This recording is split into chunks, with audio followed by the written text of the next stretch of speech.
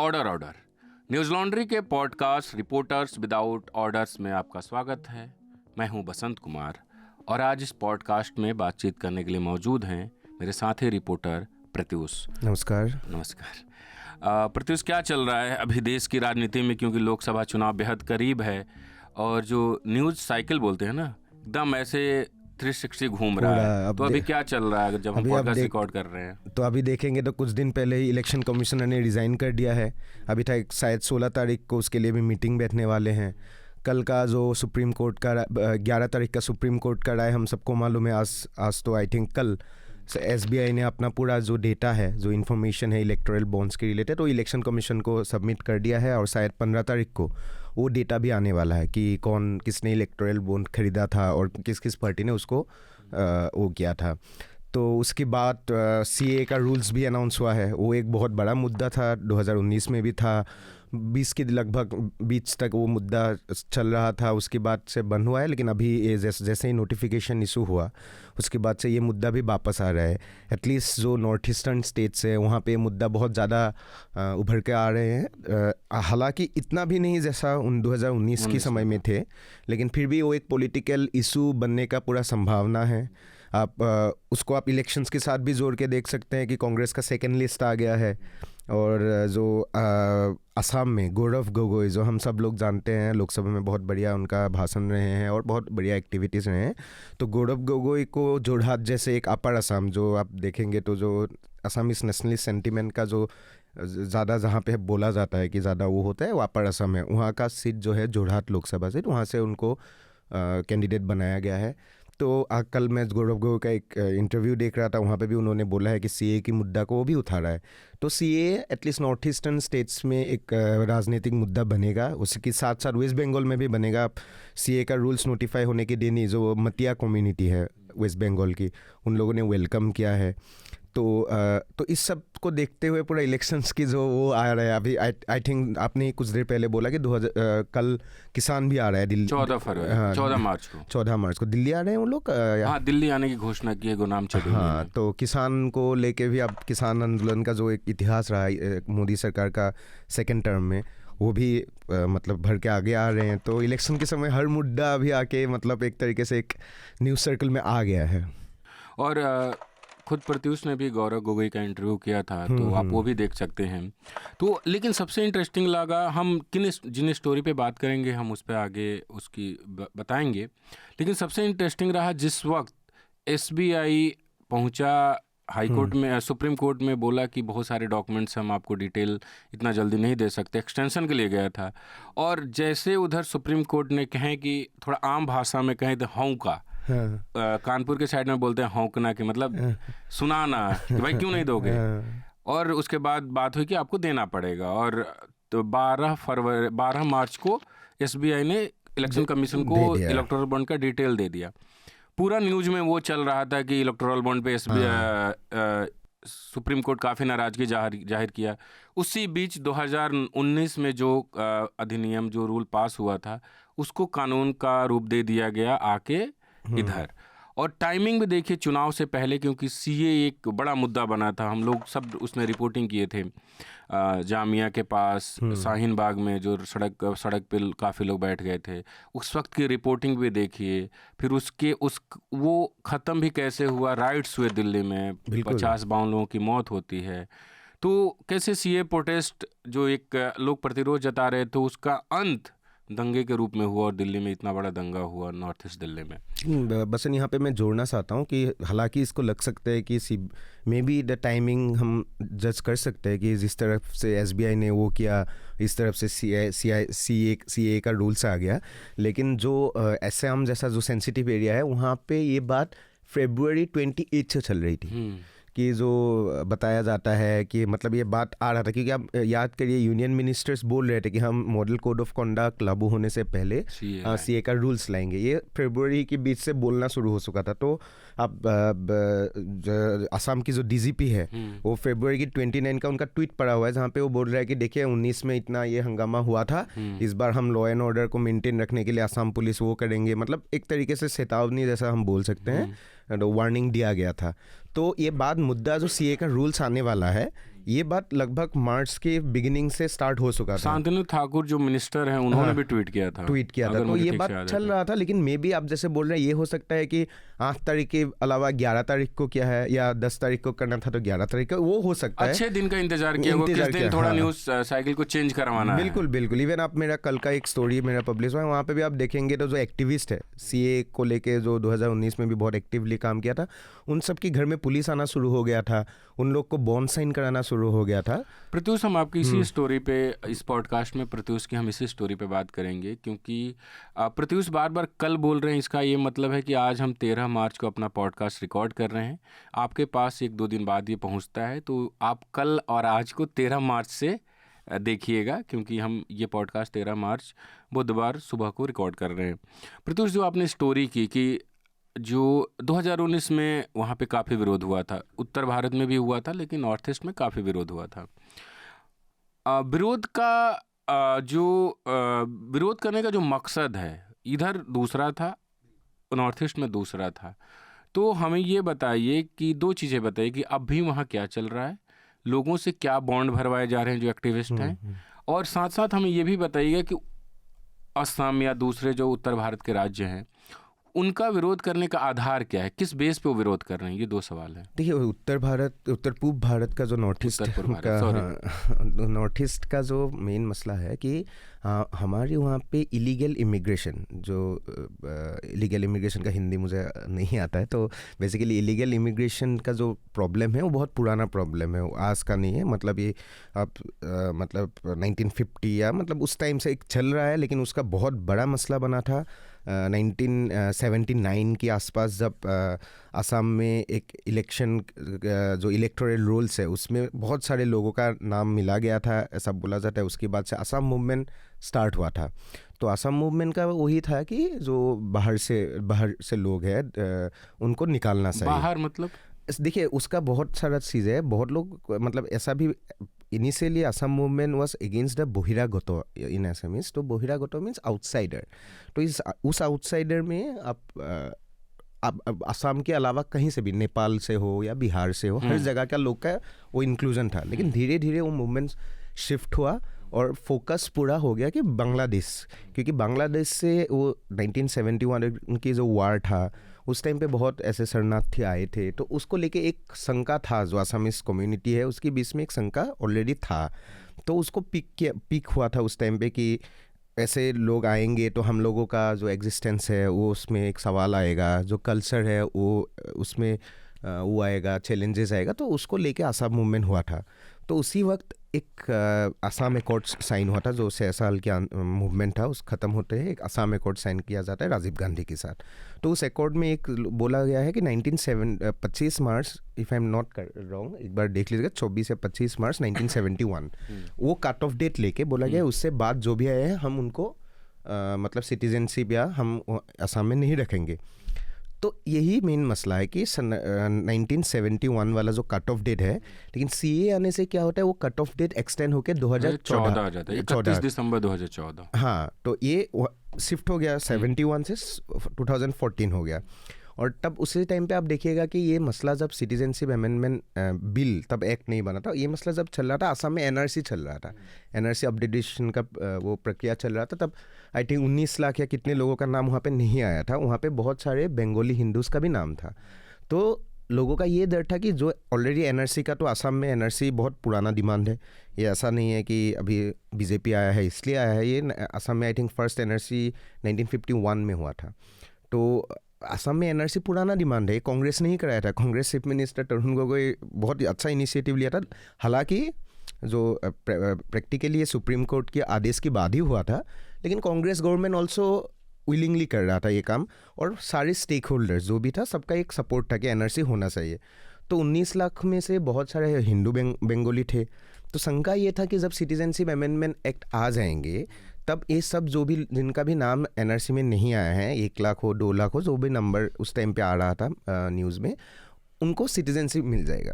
और क्योंकि एनआरसी का उस 1971 वाला बैकड्रॉप आप ले लीजिए, इलीगल इमिग्रेंट्स के खिलाफ जो इतना बड़ा मूवमेंट का बैकड्रॉप आप ले लीजिए, तो देखा जाए तो लोग बहुत शंकित थे कि, और लोगों को बिट्रेल लग रहा था कि जो हम लोग ने जिसके लिए 6 साल का आंदोलन किया, उसको जाके अभी मोदी गवर्नमेंट ने 2014 का एक कट ऑफ दे के, वो भी हिंदू बंगालीज को सेव करके, ये पूरा मकसद को में पानी वो कर दिया। तो जो भी हम लोग का डिमांड था, तो सीए का मेन मुद्दा आसाम जैसे अलग जगह में इसलिए हुआ था।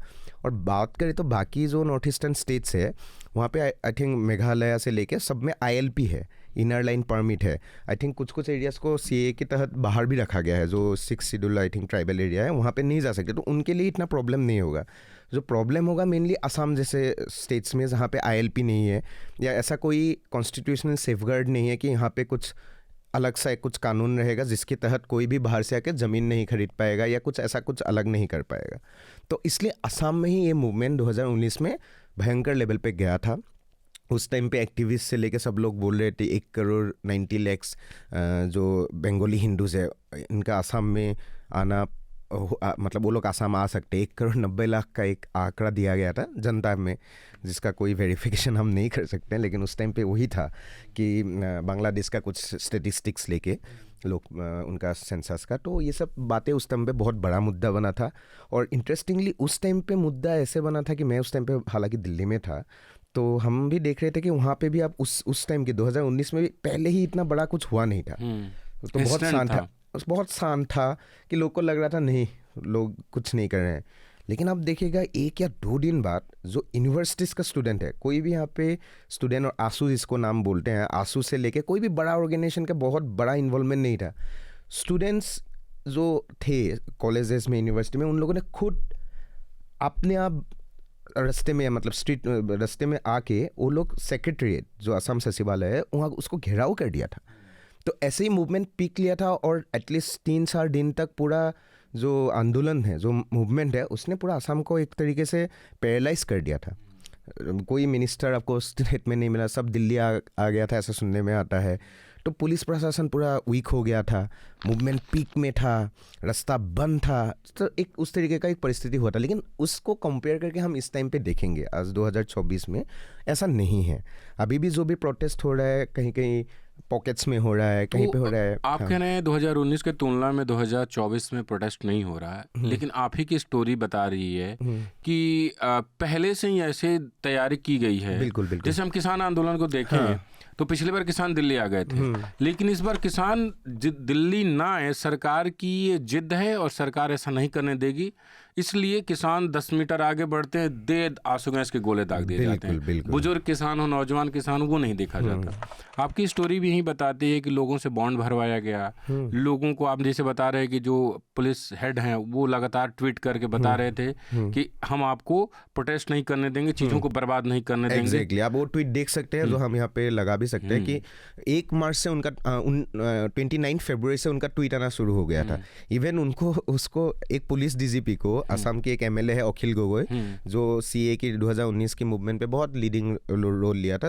उसके बाद उनको यूएपीए में अरेस्ट भी किया गया था। तो उन्होंने भी डीजीपी को भी, डीजीपी के साथ एक मतलब वो हुआ है, मतलब क्या बोले कि वर्बल नहीं, बैठक नहीं, वर्बल कॉन्फ्रंटेशन जो बोला जाता है, ट्विटर पे भी हुआ है। उसके बाद मीडिया में भी हुआ है कि who is like how can DGP tell people not to protest, protest is a right, no fundamental right. तो वो सब एंगल पे मतलब एक वर्बल वो हुआ है, ऐसे जो एक्टिविस्ट या जो उस समय के आंदोलन का वो था, उनके साथ हुआ है। तो पुलिस का ये बहुत इंपॉर्टेंट है कि पुलिस डीजीपी का ये ट्वीट, उसकी बाद से आप डीजीपी का खुद ट्विटर देख लीजिए कि कैसे पुलिस मतलब ब्लैक कमांडो मार्च कर रहे हैं रास्ते में। वो मार्च की फर्स्ट वीक का ही बात बोल रहा हूँ, अभी की बात नहीं है। तो तब से ही पुलिस भयंकर लेवल पे डिप्लॉयमेंट हुआ गया है। उसके बाद एक्टिविस्ट को बॉन्ड साइन कराने के लिए मजिस्ट्रेट के पास बुलाया जा रहा था, पुलिस बुला के बोल रहा था कि आंदोलन मत करो, कि मतलब कोई एक्टिविस्ट बोल रहा है कि मुझे कि वो घर में आके बोल रहा है कि हम भी आसामीज़ हैं, हमको भी सीए पसंद नहीं है, लेकिन ऊपर से ऑर्डर है कि लेकिन आप लोग प्लीज़ प्रोटेस्ट मत कीजिए, ऐसे ऐसे बोला गया, ऐसे एक्टिविस्ट लोग क्लेम कर रहे हैं। तो ये सब हुआ है वहाँ पे भी बहुत सारे लेवल पे पुलिस ने एक तरीके से एक इंश्योर करने की कोशिश किया कि बहुत ज़्यादा कुछ नहीं हो, कि तो छोटा मोटा प्रोटेस्ट हो जाए, वो सही है, पीसफुल हो जाए। लेकिन जो लास्ट टाइम जैसा आउटबर्स्ट हो गया, तो वो लॉ एंड ऑर्डर के लिए बहुत एक भयंकर सिचुएशन हो सकता है, और लोकसभा भी आने वाला है, तो बहुत सारा चीज़ें इसमें इन्वॉल्व है। ये बॉन्ड क्या है जो भरवाया जा रहा है एक्टिविस्टों से? तो ये बॉन्ड मैंने जो कॉपी हमने वहाँ पे भी स्टोरीज में भी लगाए हैं, तो उस बॉन्ड में यही लिखा गया है कि आप जो peace, law and order, peace, जो सोसाइटी में पीस है उसको आप डिस्टर्ब कर सकते हैं। ऐसा हमारे पास रिपोर्ट है, ऐसा बॉन्ड में लिखा जाता है कि हमारे पास रिपोर्ट है कि आप लॉ एंड ऑर्डर और जो पीस एंड ट्रैंक्विलिटी है सोसाइटी में उसको डिस्टर्ब कर सकते हैं, इसलिए आपको 1-2 लाख का सियोरिटी बॉन्ड साइन करना है कि अगर कुछ होता है तो आपको देना पड़ेगा 2 लाख। हाँ, वही है। तो एक किसी को आप प्रिडिक्ट कर रहे हैं कि ये बंदा ये कर सकता है और उसको लाके आप मजिस्ट्रेट के सामने रुका के बॉन्ड साइन करा रहे हैं। और ये 1-2 के साथ नहीं हुआ है। मैं जिस ऑर्गेनाइजेशन से बात कर रहा हूँ, हर ऑर्गेनाइजेशन बोल रहा है कि हमारा हर district office bearers, state level office bearers सबको साइन कराया गया है। तो लगभग ऐसे संख्या होगा 50 से भी ऊपर, 100 के आसपास का एक संख्या में जो लीडरशिप है डिस्ट्रिक्ट से लेके स्टेट लेवल का, सबको ये साइन कराया गया है। ये मतलब कराया गया है नहीं बोलूँगा, सबको कराने के लिए वो बोला गया है, अप्रोच किया गया। बहुत लोगों ने नहीं किया है। मतलब आंसू ने हमें जो अपडेट दिया है कि उनकी कोई भी एक्टिविस्ट ने साइन नहीं किया है।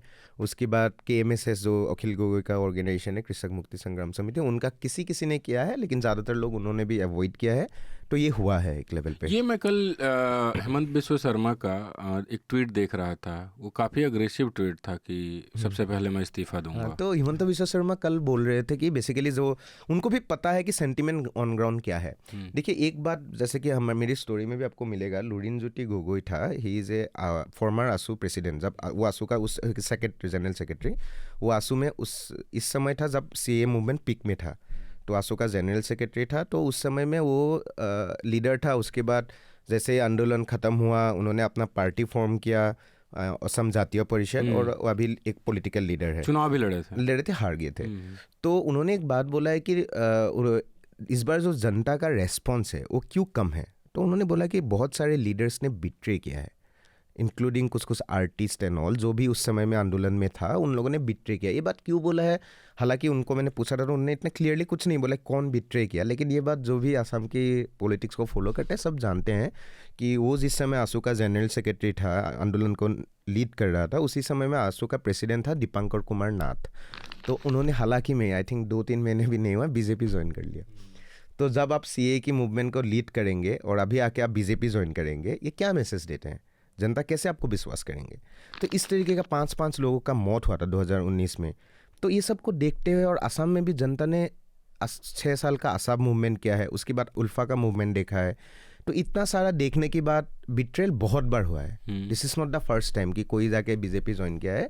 उससे पहले असम मूवमेंट करके उन लोगों ने प्रफुल्ल कुमार मोहंता का सरकार बनाया था, क्या दिया? कुछ नहीं किया कि जिसको लेके बहुत असम के लोग खुश हैं। तो वो बिट्रेल है। उल्फा का भी मूवमेंट लगभग ख़त्म हो गया।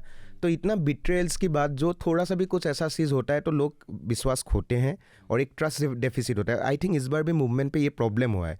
बट ये बोलते हुए कि ऑन ग्राउंड सेंटिमेंट्स है कि CAA हमारे लिए कुछ अच्छा नहीं हो रहा है, ये असमीज कम्युनिटी के कल्चर के लिए थ्रेट हो सकता है, इस बात को लेके एक सेंटीमेंट है जिसको हिमंता बिस्वा शर्मा भी जानते हैं, जिसकी वजह से वो ऐसा एक कमेंट दे रहा है कि एक भी मतलब बाहर से कोई आ गया CAA के नाम पे तो मैं रिज़ाइन करूँगा। ये सब बात उनको वो पेसिफाई करने की एक तरीका है ताकि आंदोलन बहुत लेवल पे ना जाए। तो हम अपने दर्शकों को बता दें कि जो नागरिकता संशोधन जो कानून है CAA, वो 31 दिसंबर 2014 से पहले जिन लोगों ने भारत में शरण मांगी थी उनको भारत की नागरिकता दी जाएगी। और ये कानून 3 देशों के लिए है, अफ़गानिस्तान, पाकिस्तान और बांग्लादेश। और इसके तहत 6 कम्युनिटी को नागरिकता दी जाएगी, जिसमें है हिंदू, सिख, बौद्ध, जैन, पारसी और ईसाई।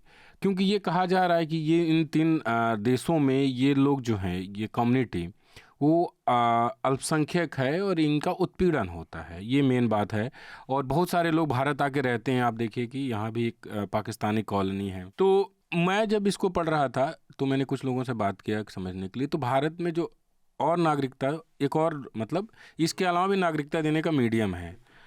ये जो नागरिकता मिले, इसमें जो मुझे एज इंडियन नागरिक थोड़ा सा लगा कि ये भारत का जो एक सेकुलर पूरा कल्चर है उसके खिलाफ है। किसी एक कम्युनिटी को निकाल के आप बोलें कि हम इनको ही देंगे, बस यही एक इस कानून में अभी तक यही मसला है। आइडियोलॉजिकल जो प्रॉब्लम है पूरा कानून की। तो ये बेसिकली जो सेकुलरिज्म वाला बात है, ये आइडियोलॉजिकल एक प्रॉब्लम ही है कि भारत की जो हम लोग का एक सेकुलर हम लोग कंट्री है, उसके हिसाब से आप देखेंगे तो हम यहाँ पे बोल रहे हैं कि हमारी जो पड़ोसी देश है वहाँ पे हम लोग का हिंदू के ऊपर अत्याचार होते हैं, हम ये बोल रहे हैं। और उसके बाद बोल रहे हैं कि इनको हम इन देशों से जो हिंदू आएंगे, जैन आएंगे, बुद्धिस्ट आएंगे, इनको हम देंगे, बाकी मुसलमान आएंगे तो नहीं। मतलब मुसलमान का कोई उत्पीड़न नहीं होता है बिकॉज ये जो देश है ये मुस्लिम डोमिनेटेड देश है। यही एक मैसेज भारत सरकार दे। ये मतलब एक तरीके से भारत का स्टैंड हम ऐसा कभी भी नहीं था शायद, जितना हमें भी नॉलेज है कि ऐसा तो कभी भारत एक हमेशा सेकुलर और अपनी पड़ोसियों के साथ एक हमेशा एक ऐसा रिलेशन आप इतना ही मतलब। और एक पॉइंट ये भी है कि आप इतना ही उत्पीड़न को लेके इतना ही वो है तो श्रीलंका में भी तो जो ये तमिल लोगों का उत्पीड़न का खबरें आते हैं, तो उनको क्यों इंक्लूड नहीं किया? ये सब बहुत सवाल है और इसको एक तरीके से पॉलिटिकल मोटिवेटेड भी लगता है। जो भारतीय जनता पार्टी और आरएसएस का एक आइडियोलॉजी है हिंदुत्व को लेके कि हिंदू उसको उस तरीके से एक कानून है जो आइडियोलॉजिकल इसमें एक स्मेल आता है, तो उससे ही एक मतलब लार्जर इंडियन कॉन्टेक्स्ट में वो एक बहुत बड़ा मसला है। लेकिन इसके बाद भी छोटे मोटे प्रोटेस्ट हुए। अगर उत्तर भारत की बात कर लें, जामिया में कुछ हुआ, अन्य जगहों पे हुआ। सरकार बहुत सारे मीडियम से समझाने की कोशिश कर रही है, पर सरकार का मतलब दो मकसद था। एक तो जो चुनाव है उसमें इसका माइलेज लेना, और दूसरा था इलेक्टोरल बॉन्ड के मसले पे जो डाइवर्ट करना। इसी के साथ मुझे याद आया, जब हम बॉन्ड की बात कर रहे हैं और जो चुनावी चंदे की बात कर रहे हैं, तो हमारे साथी रिपोर्टर प्रतीक गोयल लगातार जो चुनावी चंदे पे लगातार इन्वेस्टिगेटिव रिपोर्ट कर रहे हैं। आप लोगों ने पहले की रिपोर्ट पढ़ी होगी जिसमें उन्होंने बताया था कि कैसे कंपनियां ऐसी हैं जिन पे पहले रेड मारा जाता है और बाद में उनसे वो कंपनियां चंदा के रूप में भारतीय जनता पार्टी को करोड़ों रुपए देती है। उसका दूसरा पार्ट इन्वेस्टिगेटिव रिपोर्ट फिर से आया हुआ है, आप हमारी वेबसाइट newslaundry.com पर पढ़ सकते हैं। ये रिपोर्ट वहीं लोग पढ़ सकते हैं जिन्होंने न्यूज़ लॉन्ड्री को सब्सक्राइब किया हुआ है, क्योंकि ये बिहाइंड द पेबॉल है। तो ऐसी रिपोर्ट करने में बहुत सारा समय खर्च होता है हम लोगों का, और बहुत सारा संसाधन भी खर्च होता है। और आप ये भी जानते हैं कि न्यूज़ लॉन्ड्री आपके सपोर्ट से चलता है, हम किसी से विज्ञापन नहीं लेते। अगर विज्ञापन लेते तो ऐसी रिपोर्ट कर भी नहीं पाते। तो आप न्यूज़ लॉन्ड्री को सपोर्ट करें ताकि ऐसी रिपोर्ट आए। और लोकसभा चुनाव करीब है और न्यूज़ लॉन्ड्री चुनाव को अलग नज़रिए से करता है। हम तमाम रिपोर्टर्स ग्राउंड पे जाते हैं, तो उसके लिए भी न्यूज़ लॉन्ड्री का सेना प्रोजेक्ट चल रहा है। आप तमाम सेना प्रोजेक्ट में अपना सहयोग दें ताकि हम तमाम रिपोर्टर, मैं, प्रत्यूष, प्रतीक और तनिष्क का तमाम लोग ग्राउंड पे जाएं और आपके लिए बेहद ज़रूरी और शानदार ग्राउंड रिपोर्ट्स लेकर आएँ। तो जैसे हम अभी बात कर रहे थे प्रतीक गोयल की जो स्टोरीज़ है, उसका जो फर्स्ट पार्ट निकले थे लास्ट मंथ, तो उसमें आपने भी उस रिपोर्ट में काम किया था और आपके साथ मतलब आप 4 लोगों ने किया था, प्रतीक गोयल और 2 साथी और आप।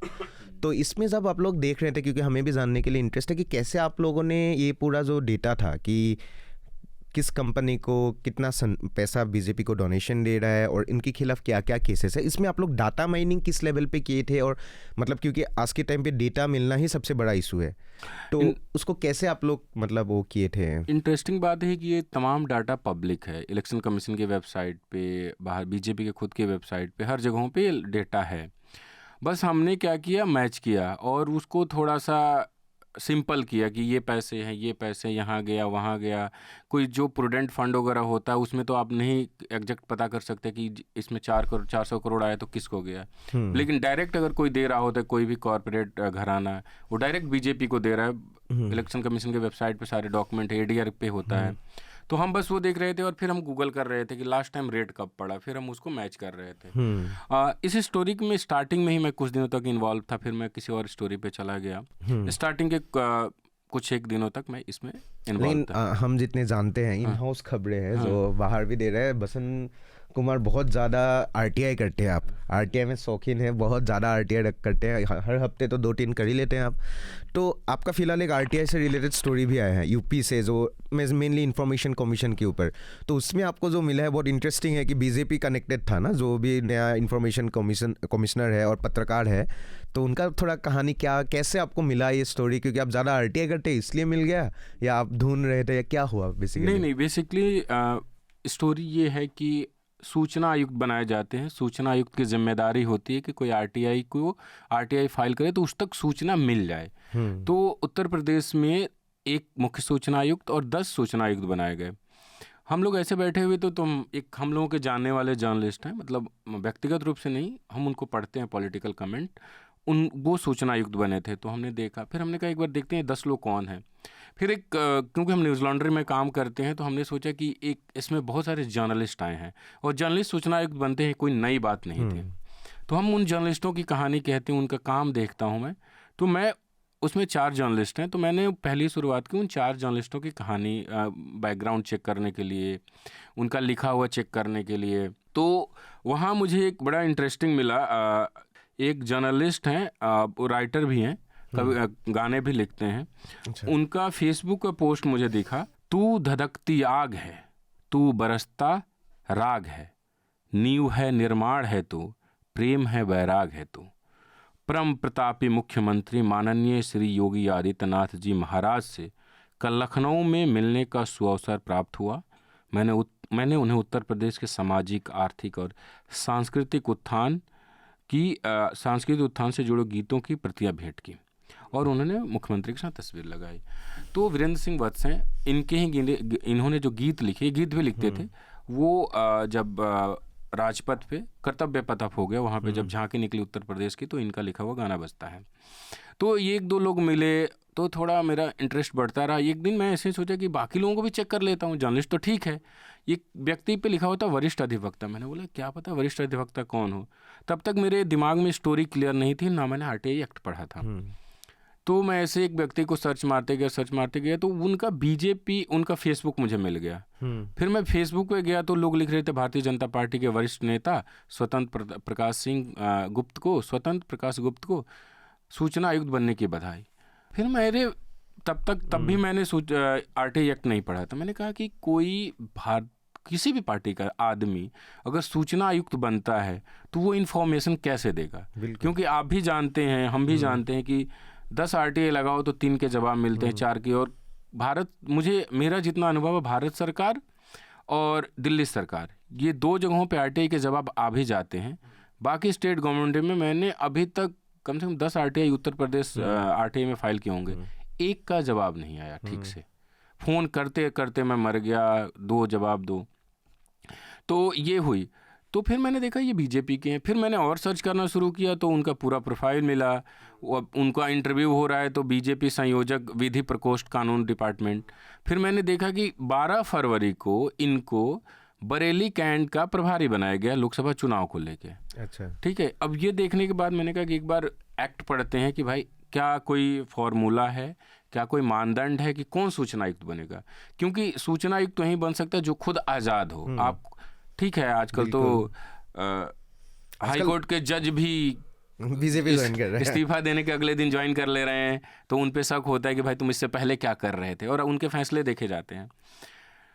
तो फिर RTI एक्ट में प्रत्युष साफ साफ लिखा हुआ, मैं पढ़ के भी सुना देता हूँ आपको कि देखिए ये 6 नंबर है कि उसमें एक राज्य सूचना आयुक्त मानदंड, पात्रता, उनका क्राइटेरिया क्या है। राज्य मुख्य सूचना आयुक्त या राज्य सूचना आयुक्त संसद का सदस्य या किसी राज्य या संघ राज्य क्षेत्र के विधान मंडल का सदस्य नहीं होगा, या कोई अन्य लाभ का पद धारण नहीं करेगा, किसी भी लाभ के पद पे ना हो सरकारी, या किसी राजनीतिक दल से संबंध नहीं होगा, या कोई कारोबार नहीं करेगा, कोई वृत्ति नहीं करेगा। बिल्कुल, राजनीतिक दल से संबंध नहीं होगा। 12 फरवरी को जिस व्यक्ति को भारतीय जनता पार्टी बना रही है अपना मंडल, अपना विधानसभा में प्रभारी, लोकसभा चुनाव को देखते हुए, वो मार्च 7 तक आके वो बन जाता है सूचना आयुक्त। और आपको लगता है कि इतने 10-15 दिनों में ये पूरा प्रोसेस हुआ होगा? बिल्कुल नहीं। मैं बताना चाहता हूँ कि जो ये इनका जो रिकमेंडेशन होता है ये सूचना आयुक्त, मुख्य सूचना आयुक्त की, वो मुख्यमंत्री, उस 3 सदस्यीय कमेटी होती है, मुख्यमंत्री उसके अध्यक्ष होते हैं, विधानसभा के विपक्ष के नेता यानी उत्तर प्रदेश के मामले में अखिलेश यादव होंगे, और एक वरिष्ठ मंत्री होता है जिसे मुख्यमंत्री चुनते हैं। ये 3 लोगों की कमेटी होती है, ये 3 लोग चुनते हैं और फिर राज्यपाल जी को भेजा जाता है और राज्यपाल उसको संस्तुति दे देती है, मुहर लगा देती है। तो इस तरीके से हमने देखा। और कि एक व्यक्ति जो बीजेपी का, उनसे मैंने बात भी की, तो उनका क्या रिएक्शन? उन्होंने कहा, मैंने पूछा कि आप तो सूचना आयुक्त बन गए, मुबारक हो आपको ना। शुक्रिया आपका।